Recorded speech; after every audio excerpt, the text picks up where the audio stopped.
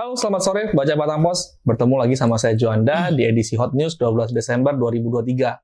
Kali ini agak berbeda ya, setting ruangannya. Biasanya di ruang iklan atau di ruang redaksi. Kali ini di pusat tempatnya gajian ini. Waduh, kalau nggak ada ini, nggak ada gajian kita. Ruangan keuangan. Ini ruang keuangan Batang Pos, ini beberapa personel keuangan Batang Pos. Nah, disinilah pusatnya nih, gaji-menggaji ya Bang ya. Betul. Sirkulasi. Kalau nggak ada ini, nggak gajian Nggak kita. gajian. Penting kali ini ruangan. Nah, saya akan membahas berita-berita yang akan yang cetak di koran Batang Pos esok hari.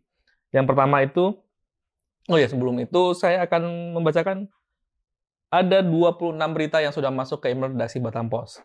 Nah, beberapa berita pilihan yang akan saya sampaikan, ya nggak semuanya. Yang pertama itu adalah rapat Forkopimda persiapan Nataru. Dan Forkopimda ini waspadai over kapasitas demi jamin keselamatan arus mudik Natal dan Tahun Baru. Nah, ini penting, persiapan menjelang Natal Tahun Baru, bagaimana mungkin pemerintahan memikirkan bagaimana agar jangan over kapasitas, agar saudara-saudara yang pengen mudik Natal dan Tahun Baru bisa berjalan lancar. Lalu juga ada menjelang ini, hari jadi Kota Batam, semua pegawai pemerintahan diminta mengenakan baju Melayu. Wah, ini wajib nih. Lalu seperti biasa, di setiap hari Selasa juga ada liputan khusus Batang Pos yang kali ini membahas dapil Batam dari anggota DPRD Provinsi. Dan menariknya, apa menariknya? Saksikan besok. Kenapa harus menarik dapil ini? Juga ada dari COVID-19, Kadinkas sebut Batam masih nihil kasus baru. Lalu pendaftaran ke anggota KPPS dibuka hari ini, gajinya naik katanya. Waduh, berapa besar naiknya itu? 2 kali lipat ya. Lumayan nih Bang. 2 kali mau lipat. daftar? Wah, nggak bisa kita. Nggak boleh ya. Lalu juga ada periode 2023 penumpang capai 3,6 juta. PT BIB sebagai pengelola Bandara Hanadim prediksi tren positif akan berlanjut hingga libur Nataru. Nah, ini yang paling penting nih. Event Batang Pos Badminton. Wah, ini Batang Pos selalu beberapa waktu terakhir sering bikin event. Kemarin yang fun run ya, Bang? Fun run. Ini badminton. Wah. Ini yang kedua kali. Kedua kali. Itu badminton ya? Ini ditunggu-tunggu oleh para pecinta badminton. Yuk, daftar. Lalu juga ada harga cabai masih mahal, harga sayuran makin tinggi. Aduh, ini bikin mak-mak sakit kepala nih. Kena cabai naik, sayuran tinggi. Nggak turun-turun. Nggak enak. Kalau sayuran nggak ada, cabai nggak ada, itu nggak enak, Bang. Nggak nyaman rasanya. Nggak berasa katanya. Nggak berasa. Lalu juga ada rekonstruksi pembunuhan mantan Direktur RSUD. Keluarga mantan Direktur RSUD meminta polisi ungkap motif pembunuhan sebenarnya. Betul. Nah, itu aja berita-berita yang akan ada di koran Batang Pos esok hari. Tapi pembagiannya bagaimana, yang mana dicetak, yang mana di halaman 1, halaman Metropolis atau halaman Prokepri, itu di samping saya Bang Yusuf. Halo Bang. Ayo Ju. Ini sudah masuk tadi di frame ya? Sudah. Bang, tadi kan sudah sampaikan Bang beberapa berita. Yang halaman 1 kira-kira yang mana itu Bang? Ya tentu Lipsus ya. Lipsus. Itu wajib di halaman 1, masalah caleg dari etnis Tionghoa ya. Ya. Yang akan Abang sebutin clue-nya. Iya. Iya tadi saya. Tapi kan tidak tahu siapa aja gitu kan. Ya. Tapi di yang adu gagasan di Provinsi Kepri ya, caleg. Siapa nih yang akan terpilih? Siapa gitu kan.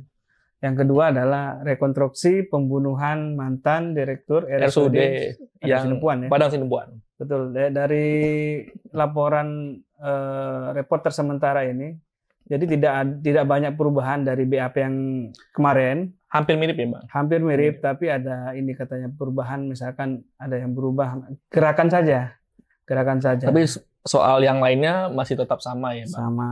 Tapi yang ditekankan ini beritanya bahwa Bunga Lestari itu yang istri muda dari pelaku utama. Siapa namanya itu? Yuda itu terlibat sangat aktif dalam proses. Awalnya dia dibilang dia tidak terlibat aktif ya, ternyata dalam proses rekonstruksi dia ternyata terlibat aktif dalam pembunuhan ini itu.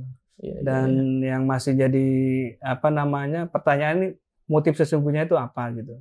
Keluarga korban tadi bertanya juga kan, ungkapkan motif sesungguhnya. Betul, karena polisi juga menyebutkan dari awal kan, dari beberapa kali kita terbitkan beritanya, emang dugaan itu masalah harta kan, ingin menguasai harta si korban. Penguasaan gitu kan. harta.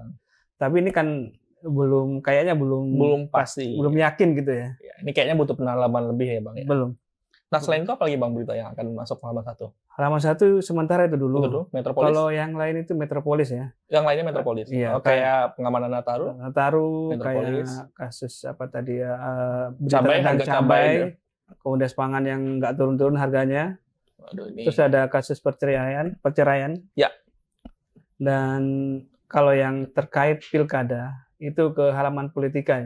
Politika. Iya. Oh, Batang Pos ada halaman Politika kan. Ya, ini ayo nih, siapa nih caleg-caleg yang pengen Betul. nyampaikan gagasannya bisa nih ke halaman Politika Batang Pos. Betul. Terima ya Bang tulisannya? Betul. Di halaman Minggu ada. Bisa. Di harian juga Bisa hubungin ada. ke Batang Pos atau Batang datang ke Pos redaksi. langsung ke kantor. Juga di online kan? Ada juga. Ada juga. Di YouTube juga ada. Di YouTube juga Batang ada. Pos. Banyak loh pokoknya. Banyak. Kita menyediakan berbagai platform bagi para calon legislatif ini Bang ya, mereka untuk nampil menyampaikan gagasan mereka. Betul. Instagram ada, YouTube ada, online ada, koran ada. Kita Facebook lengkap ada. semua. Itu aja Pak? Yang penting semua ada. Semua ada. Semua ada. Kita Palu Gada ya. Nah, membaca Batang Pos itu aja bincang-bincang saya tadi sama Bang Yusuf. Nah, nantikan hot news selanjutnya. Selamat sore dan salam redaksi.